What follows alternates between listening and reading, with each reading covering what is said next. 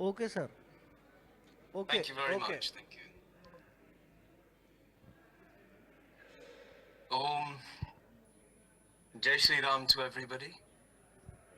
Good morning to you from London. Om Guru Bhyo Namaha. I'd like to thank elder brother Shri Ram Babuji and the Sanstha for an opportunity to speak with you. And it's an honor for me to be speaking in front of eminent scholars and people who I've admired for a long time, such as Shastri Garuji, and obviously my brother in arms, Shantanuji. A pleasure to be connected with you again, and the friends at the Hindu Jan Jagruti mission as well. Namans to all of you. I was thinking about what I could share with you today in the presence of so many wise people and people who are Dharma gurus in their own right. And I thought I can probably share something which is a little bit different, and that is I have a great deal of expertise and experience in Adharma. We have people in our community who have studied Dharam Shastra, Dharam Vidya for a long period of time. But how many have studied Adharma? Myself, I was born in Bharath, but I've been in Europe for over 60 years. And so there is no aspect of Adharma which I'm not familiar with. If I can share an example with you, a fish doesn't appreciate water until it's taken out of water. And then it understands everything about how important water is. And it's the same with Dharma. Sometimes I feel that to fully understand what Dharma is, you need to be in a situation where Adharma prevails. And living in London, the heart of the British colonial empire, which was the most adharmic empire, I have a great deal of expertise in Adharma. I've been asked to speak about Dharma, and there, in those four yugas, when you get to Kal Yuga, how much avidya is installed in our minds, in our language, in our conversations. This is the period where we have the most confusion, the most noise, and we have the most avidya as well in our thinking. And so I was thinking, what can we do to help clarify our own thinking? Before Hindus act, we need to understand. In order to understand, we need to think clearly.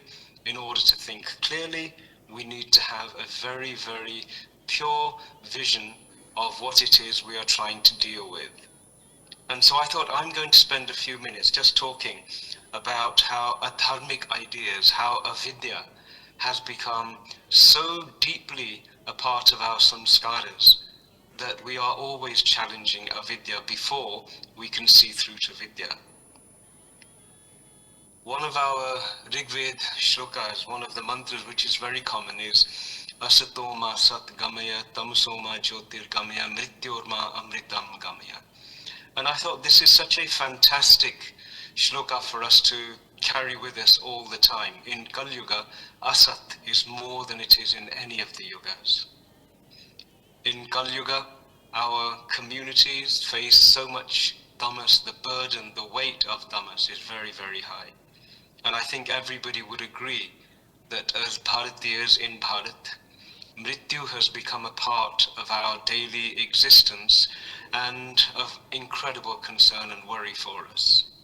So I thought Asatoma Satgamaya is a wonderful, wonderful tool for us to navigate avidya as well, and adharma. When I listen to people in Bharat talking about dharma, the number of times I hear dharma parivartan, and every time I hear it, I feel that it is not possible to change dharma. Dharma is it's a part of creation. It's like a harmony, an orchestra Dharma is the symphony that everything is playing its small musical instrument part in. And Dharma is the dance of all of the things of creation. How do they interact? And so how do you change from dharma vidya to something else? Dharma privartan is a statement which is in itself false. It's a flawed statement. If I give an example, we have eyes which can see color. On a tree there may be an apple, and when the apple is ready to be consumed and its seeds are ready to be distributed, it changes color. It goes from green to red, and our eyes can see this. Our tongue loves to have the taste of an apple. This is a communication that is going on all the time. And Dharma Vidya is actually the knowledge of all of communication between all of creation. It is the knowledge of how all things interact so that everything can fulfill its swadharma. How on earth can you change out of that? When I hear dharma parivartan, it strikes me as somebody saying biology parivartan, physics parivartan, mathematics parivartan. There is no such thing as dharma parivartan.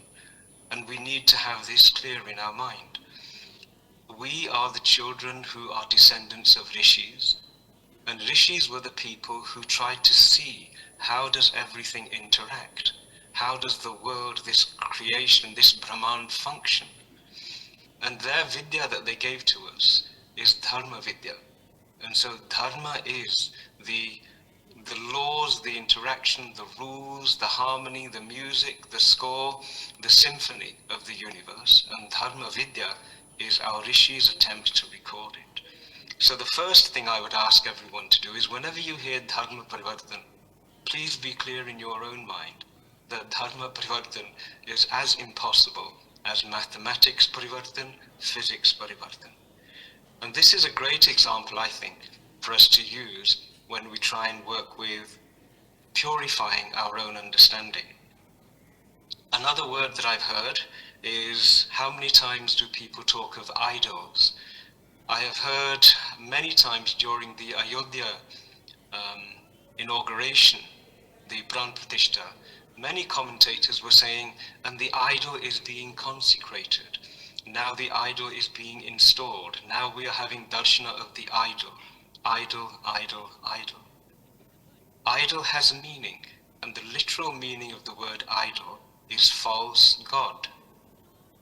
So whenever we use the word idol instead of vigraha or instead of murti, then we are actually buying into the idea that yes, we are believers in a false god. And this too makes us a little bit confused. Confusion is our biggest enemy. So whenever somebody is referring to a murti or a vigraha, please stop them from using the word idol, and we would prefer other people to use our language. English people, when I speak with them now, when they talk to me, they don't say idol anymore, they say murti. And I've explained to them what murti is, and they understand it, and that's a big step forward. Our children need to have this level of clarity if they are going to know where Dharma Vidya stops and where Adharma Vidya starts, or Avidya, Adharma Avidya, I guess, starts. We need to have that clarity, and that is a part of the work that's facing us. If I can have another moment of expansion of this confusion, one of the most toxic subjects being discussed at this time is the subject of caste. And how many times I hear on a daily basis people talking about upper caste, lower caste, and buying into this idea that caste is something that is a part of our Sanathani traditions. It isn't. Caste is nothing to do with Dharma Vidya. In fact, caste is Adharma. Caste is avidya. And I'll be very careful because I think we need to understand again what the word caste means. Caste has a very specific meaning: hereditary, hierarchical, and endogamous. And of those three, the hierarchical part is a complete falsehood.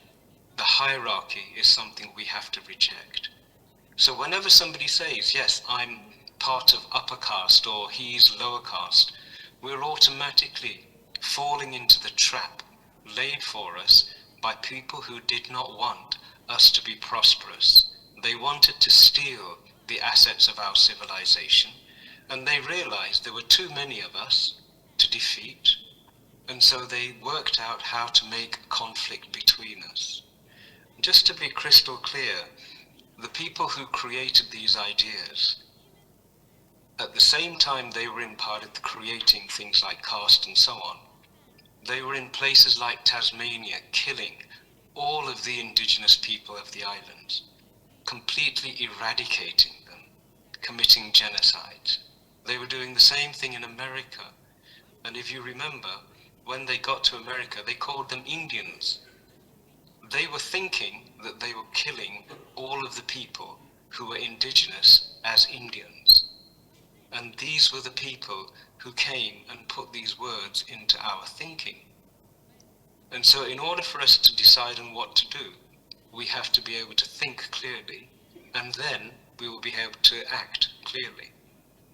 So my request firstly is, please never fall into the trap of using the names and the structures and the frameworks that the colonizers created for us. Caste is not jati. Caste is not varna. Caste is not kul, it's not biradri, it's not gotra, or any of those things. It is a very particular word, and it is an adharmic word. So we should not buy into that.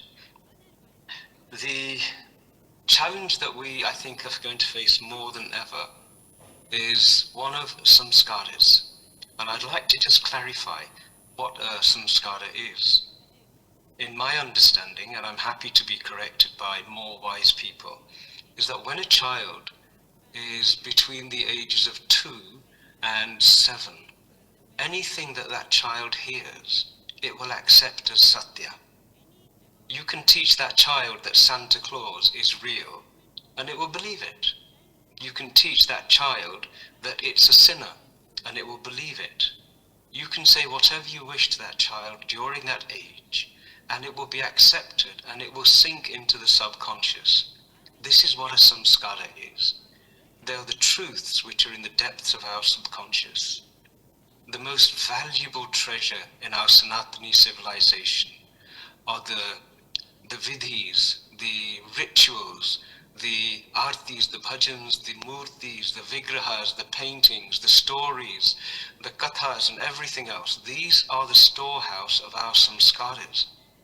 And when our children receive them from us, they acquire a value system, which is a value system connected with rishis. Our children, we want them to grow up as rishis, and rishis are people who look for satya. If I give you one example, Galileo, actually before Galileo, there was a man called Copernicus, Nicholas Copernicus. And this is going back into the 1400s, 1540 something or other. Yeah, 1540, Copernicus said that the Earth is not at the center of the solar system. He said the sun is at the center of the solar system, and the Earth spins on its own axis. He was a rishi. He did this, he put this statement forward because he had studied and looked deeply. And he was imprisoned for the rest of his life by the Roman Catholic Church because they said, no, the Earth is at the center of the universe and everything goes around the Earth. So Copernicus was a rishi. He was looking for satya. And yet those people who had built powerful structures by belief, they imprisoned him. And in fact, his work, the book that he had written, was published and given to him on his deathbed. As he died, they gave him a copy of his book. This is the conflict that happens between a culture of rishis and a culture of believers. And we, Sanatani, people of the Sanatani family, we are from a rishi culture. This is really, really important. Dharma is something we have seen. We have had darshana of what Dharma is. And then we created Dharma Vidya. Galileo, I mentioned, he was a student of Copernicus's work. 120 years later, in 1663, he said the same thing. He said, no, no, no, the Earth cannot be the center of the solar system. Here is my mathematics, this is my study. He was a rishi. So if you want to, you can say to people, well, both Copernicus and Galileo, both of them were Hindus. They were members of the Sanathani Dharmic family. They were part of the Rishi Parampara. And Galileo, too, was challenged by the church, and he, too, faced house arrest. The Roman Catholic Church, the Pope, in 1992, 320 years after Galileo had said that no, the Earth is actually not the center of the solar system. The Pope in 1992 issued an apology after the 329 years. This is the fight that's actually going on at the moment, and it's the fight that's going on everywhere. You can't enslave a rishi. You can't enslave a culture, a civilization of rishis. When these people came to Bharath, what they found was a civilization of Galileos and Copernicus's. They found a culture which was based on searching for Satya, not a culture which was based on organizing society by belief by force. And this was an unbelievably difficult thing for them to understand. When the German scholars studied Sanskritam, they found a language which was so perfect, it frightened them. And the scholars in Germany, many of them significant parts of the Christian church, they realized that if this knowledge comes back to Europe, then what we have been saying for thousands of years will be shown to be completely false. So they faced an existential threat, and what they decided was to remove that which was an existential threat to their hegemony. This is the same civilization which found women across Europe who were the custodians of wisdom and killed them and burned them at the stake, declaring them to be witches. This is the same civilization which tore that woman philosopher, Hypatia, limb from limb because she would not accept belief and she wanted to have rishi status. She wanted to see Satya. And so this is who we are at this time. This is the same civilization which went to Africa, and the people of wisdom, the people who were the custodians of medicines, the Ayurvedacharyas of the African continent, they were labeled not as witches, but as witch doctors. And because they put the name of witch next to it, that authorized them to kill those people as well. So when they came to Bharath and they found that in Bharath there was also a traditional ancient lineage of wisdom keepers, people who had devoted their life to preserving the samskaras and the Dharma Vidya generation to generation, they had to destroy them. And because Bharath was such a large nation and the civilization had so many people, they couldn't just go ahead and erase them. What they did do was to work out, and Lord Elphinstone stood up in the House of Lords and made this statement. He said, we have to use divide and rule. We have to get these people to fight each other and eradicate each other. And while they're doing this, we will steal their Dharma Vidya. And this is what they did. So what I would like to do is to wrap up with a very contemporarily important observation and share a little bit of information with you. This, I mentioned the word caste, and I'm just going to share 2 bits of information with you. In the United Kingdom in 2016, the Hindu community were accused of being caste extortionists. That here we subjected to our own Hindu community members discrimination on the basis of caste. There was no evidence for it, and respected Ram Babuji, he has read the book that I had to produce. But in that book, I did a lot of research as to how this caste issue was created and who was responsible for it. And if you really want to dig in and find the evidence behind the words I'm going to share with you, This is the book that I shared at that time, and Caste Conversion, a Colonial Conspiracy. Dr. Ram Babuji will be able to share it with you. But in it, I made an observation and I found some information which I want to share briefly. Okay, so this was in 1911 when an administrator of the East India Company, he writes in his census report two things. One, he says, we hate the caste system, but we are responsible for the system which we deplore. And he also writes that on the basis of his lifetime in Bharath, that before the British came, the caste identity was really very fluid. Now what he's actually saying is that they created caste and they hate it because of what it has done. Before it, there was a Jati Varna system and it was fluid. Now he's also said in his notes that these jatis these castes have been largely manufactured and almost entirely preserved as separate castes by the British government.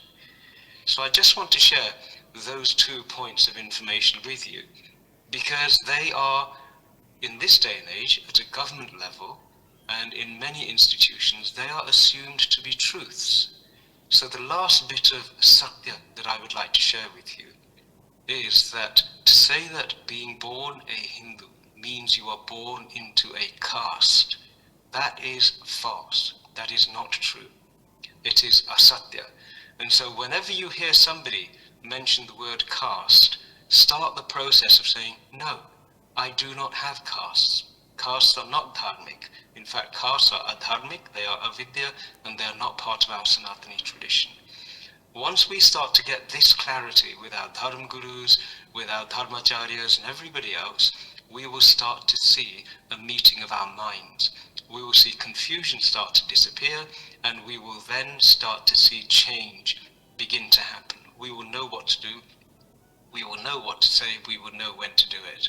And we will be able to defeat the nonsense that is now being proliferated, such as the UGC guidelines and the philosophy behind it.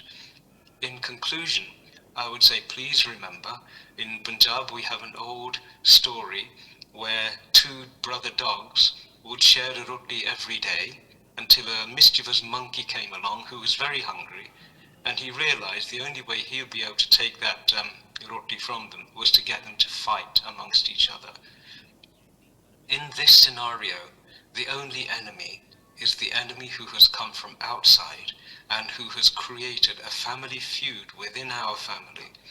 And what we should be doing, if we're wise people, is identifying the true enemy and finding a way to resolve this family feud, which has caused so much harm to the fabric of our Sanathani community, and which will cause even more hardship amongst our children in the years to come. We are clever enough to do this, we have the language to do this, we're acquiring the courage now to do this, and this is a responsibility that falls on our shoulders and our shoulders alone. I'll conclude my conversation at that moment in time, and if there is anybody who has a response or a rebuttal, I will pass back to your moderator. And thank you very much for the opportunity to share some words, and I look forward to visiting Hyderabad in the very near future as well. Thank you very much. Jai Shri Ram. Would you want to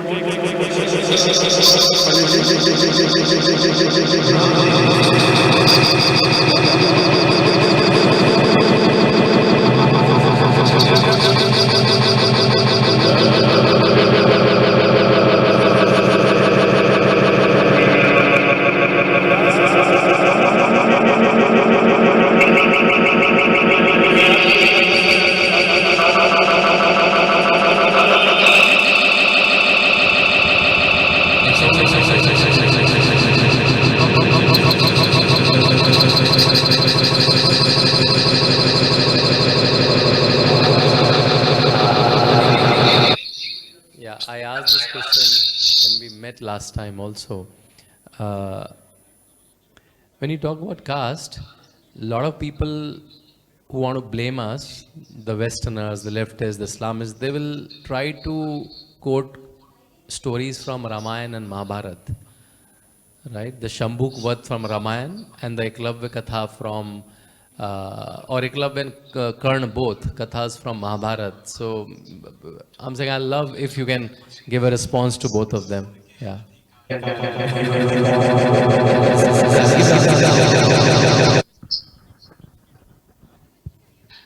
Okay, so firstly, let's deal with this issue to do with Eklavya is a great example.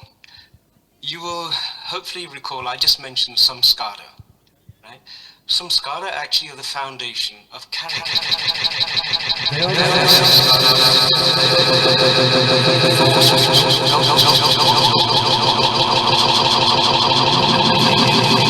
To a person whose character is not